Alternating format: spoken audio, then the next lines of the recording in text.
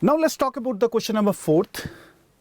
We have been given a plus x is equal to b plus y and it is equal to c plus z plus 1.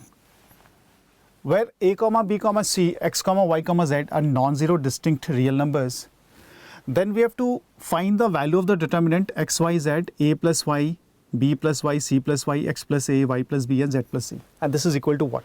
This is what we have to find. Got it? Now yes, we can just check with the properties of determinant here. So if you see the determinant, we can just separate this determinant. We can write x, y and z, and also we can write a, we can write b, we can write c. Then we have x plus a, and this is y plus b we have, this is z plus c, right? Plus we have x, we have y, we have z, then we can write it as y, this is y and this is y, got it? And again this is nothing but we have x plus a, right? And this is y plus b and this is z plus c we have. Can you see that? This is what we have, right? Now if I talk about the next part, if we expand this determinant, you can see here x, y, z, a, b, c, again x, y, z, we can separate into two determinants and that whole determinant will come out as 0 here, right? Here what we can do, we can just use this transformations, r2 tends to r2 minus r1. Then we can use r3 tends to r3 minus r1 here, right? So once you use these transformations, you can get the final answer to be y into a minus b. Got it? So the second option is the correct one. Now friends, let's talk about question number 5. So if you see here, the question number 5, it has been given that y is equal to yx with the solution of the differential equation dy by dx into cos x, and we have plus 2y sin x is equal to sin 2x. So this is a linear differential equation of first order. And also we have been given y pi by 3 is equal to 0. So this is a few things, these are the few things which are given to us. Now what can we do here? So first of all, we have to bring it in the standard form here, right? So what we can do, you can just have a look at this part. We can just bring it in this form. So this is coming out to be twice of 10x into y, and this is sin 2x upon cos x we have, okay? And this is 2 sin x cos x. So this is 2 sin x we can write. Okay. Now, if I talk about the integrating factor, this is e raised to the power 2 10x dx we have, and this is e raised to the power twice of ln we have sec x, and this can be also written as secant square x, right? So this is the integrating factor we have. Now we can just find the solution, that is y into integrating factor, that is secant square x we have, and we can just write, integrate this part as 2 sin x into secant square x, and this is dx we have. So this is 2 tan x sec x, which is nothing but we have twice of sec x plus c. So here what we have, students, if you see here, this is y secant square x, 2 sec x plus c is given to us, and also we have been given that y pi by 3 is equal to 0. So when you put x is equal to pi by 3, then you get y is equal to 0. Just substitute the value here as y is equal to 0, c is coming out to be minus 4 from this expression. So this is minus 4. So once you substitute minus 4 here, that is y secant square x is equal to twice of sec x minus 4. Can you see that this is the final solution we have, but we have to find y pi by 4.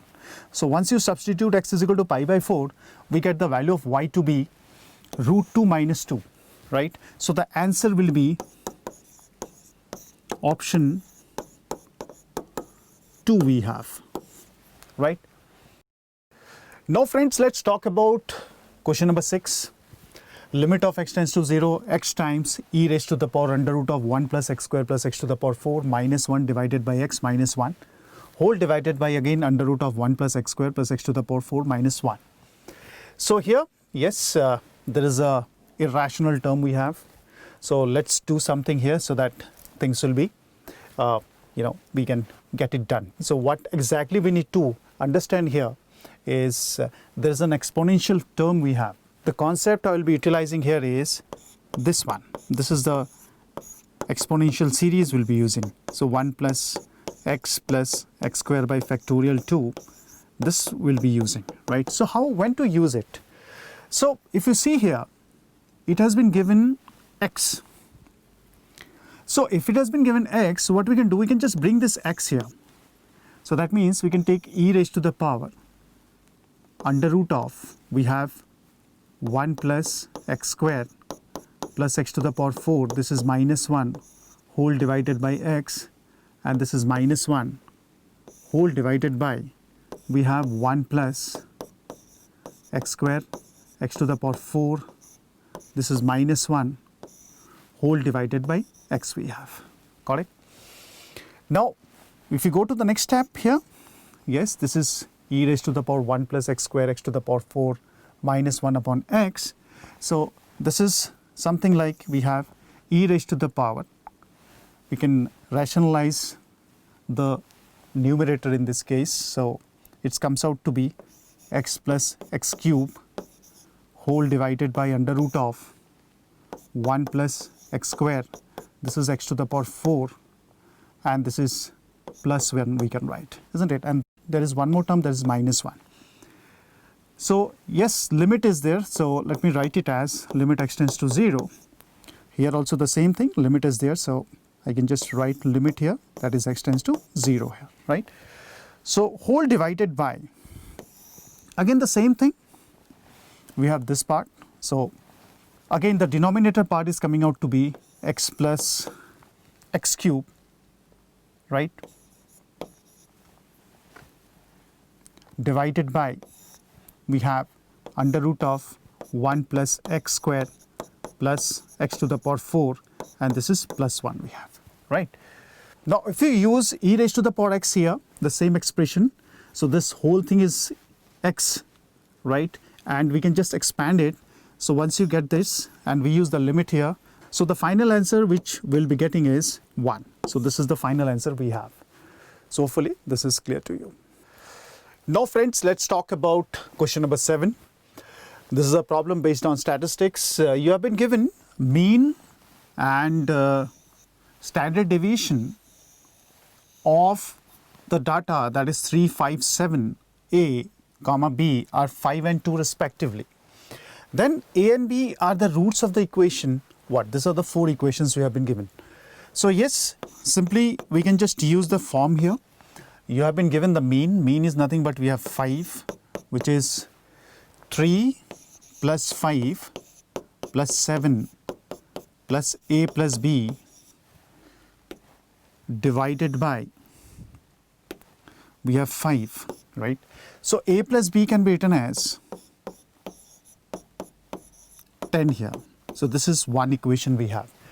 Similarly, it has been given the standard deviation is equal to 2.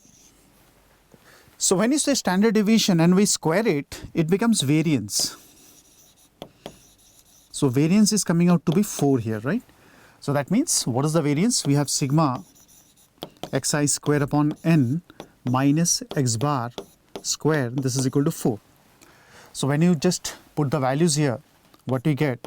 We get a square plus b square is equal to 62, right? We just substitute the values and we get these relations. So this is the equation number 1 we have, right? And this is the equation number 2 we have. So when you solve these 2 equations, what we get?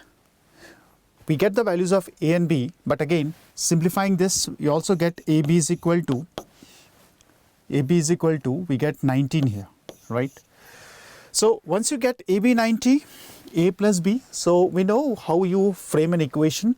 That is nothing but x square minus sum of the roots into x plus product is equal to 0. That means the 4th option is the correct one, which is nothing but x square minus of 10x plus 19 is equal to 0.